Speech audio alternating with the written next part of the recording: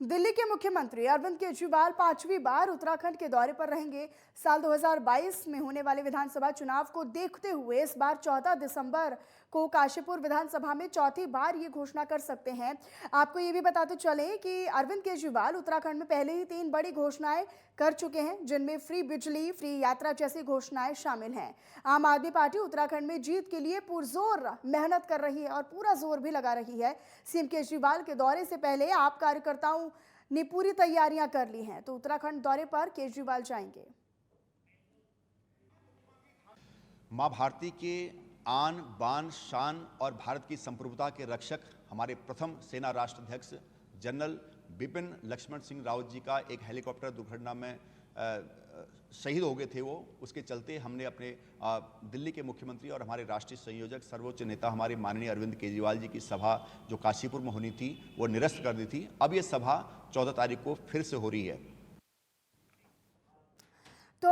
अब आम आदमी पार्टी जो है वो पूरी तरीके से अलर्ट हो चुकी है। किस तरीके से लोगों के बीच अपना विश्वास पैदा किया जाए, हमारे संवाददाता उपेंद्र राणा हमारे साथ इसी खबर पर ज्यादा जानकारी और अपडेट के लिए लाइव जुड़े हुए हैं। उपेंद्र, देखिए, आम आदमी पार्टी जो है वो पुरजोर कोशिश कर रही है कि पूरे उत्तराखंड में किसी तरह से वो अपनी पकड़ बना सके, जमीनी स्तर पर अपने आप को मजबूत कर सके।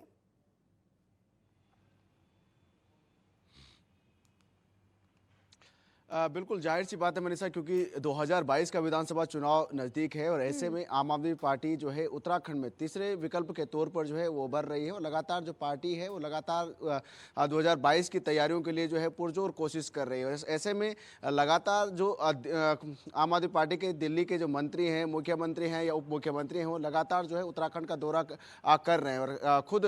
दिल्ली के मुख्यमंत्री अरविंद केजरीवाल और आम आदमी पार्टी के जो संयोजक है वो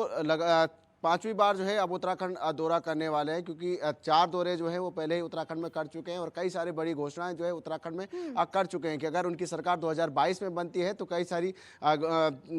फैसिलिटीज जो है वो उत्तराखंड की जनता को जो है वो दे सकते हैं, जिसमें जो है फ्री बिजली, फ्री यात्रा और रोजगार का मुद्दा, जिस प्रकार से उन्होंने कहा है कि रोजगार जो है युवाओं को दिया जाएगा। इन तमाम सारे मुद्दों को लेकर जो है उन्होंने बात कही है। लेकिन इस बार ये कहा जा रहा है कि पांचवी बार लगातार पूरे प्रदेश भर के अलग अलग जिलों में, हर जिले में लगभग युवाओं के लिए रोजगार गारंटी यात्रा यहां पर निकाल रही है। युवाओं के लिए पलायन से रोकने का वो मुद्दा बना रही है। विपक्ष लगातार लेकिन घेरने की कोशिश कर रहा है कि आम आदमी पार्टी अपनी दिल्ली में ही सरकार चला ले, वो बहुत है। उत्तराखंड में जनता इसको स्वीकार नहीं करेगी आम आदमी पार्टी को। लेकिन जिस तरीके से अब पांचवी बार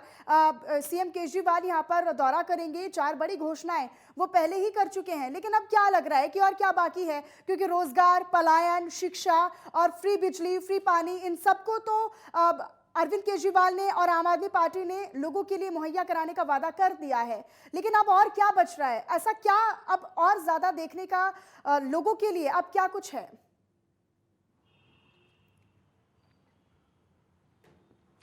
देखिए, बिल्कुल जाहिर सी बात है मनीषा, क्योंकि जो फ्री यात्रा, फ्री बिजली और जो रोजगार के मुद्दे को लेकर जिस प्रकार से उन्होंने बात पहले ही कर दी है कि यहाँ पर जो है वो रोजगार दिया जाएगा, लेकिन माना ये जा रहा है कि जब अब पांचवी बार जब मुख्यमंत्री दिल्ली के मुख्यमंत्री अरविंद केजरीवाल यहाँ पर आएंगे तो यहाँ की जो मूलभूत समस्याएं हैं,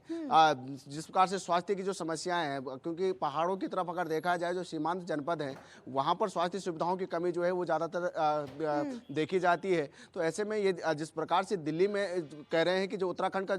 में दिल्ली का मॉडल जो है वो लाया जाएगा और जिस प्रकार से दिल्ली में मोहल्ला क्लिनिक जो है वो खोला गया है, स्वास्थ्य सुविधाएं जो है दिल्ली में दी जा रही है, तो कहीं ना कहीं ये माना जा रहा है कि इस बार जो है दिल्ली में या जब उत्तराखंड का या दौरा करेंगे तो कहीं ना कहीं स्वास्थ्य सुविधाओं को लेकर जो है और शिक्षा को लेकर जो है बड़ी घोषणा यहाँ पर की जा सकती है। क्योंकि जिस प्रकार से देखा गया है आपने अगर मॉडल दिल्ली की बात की है, लेकिन अरविंद केजरीवाल यहाँ पूरे राज्य में ये बात कर रहे हैं कि हम दिल्ली जैसा उत्तराखंड को बनाना चाहते हैं। लेकिन अगर हम फंड की बात करें, क्योंकि उत्तराखंड में लगातार जो विपक्ष है वो कहता है कि यहाँ पर फंड की कमी है, यहाँ पर लोगों की उन जरूरतों को अलग रखा जा सकता है, जो कि दिल्ली में लोगों की जरूरतें अलग हैं और उत्तराखंड के जो मुद्दे हैं वो निश्चित तौर पर अलग हैं। ऐसे में सीमित फंड के जरिए दिल्ली मॉडल कैसे लागू कर सकती है दिल्ली सरकार? इसके लिए क्या कुछ योजना अब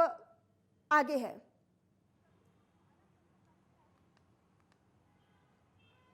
बिल्कुल जाहिर सी बात है मनीषा, क्योंकि दिल्ली के हिसाब से उत्तराखंड की जो भौगोलिक परिस्थिति है वो काफ़ी अलग है। यहाँ पर अगर जिस प्रकार की वो बातें कर रहे हैं कि दिल्ली का मॉडल जो है उत्तराखंड में लाया जाएगा, तो ऐसे में उनको जो है कई सारी कोशिशें जो है वो यहाँ पर करनी होगी और कई कई चीज़ों का सामना जो है यहाँ पर करना पड़ेगा। जिस प्रकार से वो उनका कहना भी था कि दिल्ली में जो है जिस प्रकार से मोहल्ला क्लिनिक जो है वो खोले गए हैं, लेकिन अगर उत्तराखंड की बात की जाए तो यहाँ पर जो है हर जगह पर मोहल्ला क्लिनिक खोलना जो है वो पॉसिबल नहीं होगा, क्योंकि यहाँ की स्थिति अगर ये देखा जाए कि हर जगहों पर, अगर मेन जगहों पर जो अगर हॉस्पिटल रहते हैं तो वहाँ पर भी सुविधाओं की कमी जो है वो देखने को मिले, पर्याप्त मात्रा में जो है वहाँ पर चीज़ें नहीं मिलती, क्योंकि अब ये देखा गया है कि हर गांव हर कस्बे में जो है एक निजी तौर पर जो है क्लिनिक खुले हुए हैं, सब जगह पर क्लिनिक खुले हुए हैं। तो ऐसे में वहाँ पर क्लिनिक है और आखिर में जो फंड है, क्योंकि यहाँ पर जो राज्य सरकार का जो फंड है वो काफ़ी कम है एज दिल्ली के मुकाबले, और साथ ही ये भी है कि पहले ही राज्य जिस प्रकार से कर्ज में डूबा हुआ है, जब भी राज्य सरकार यहाँ पर कुछ काम करती है तो कर्ज जो है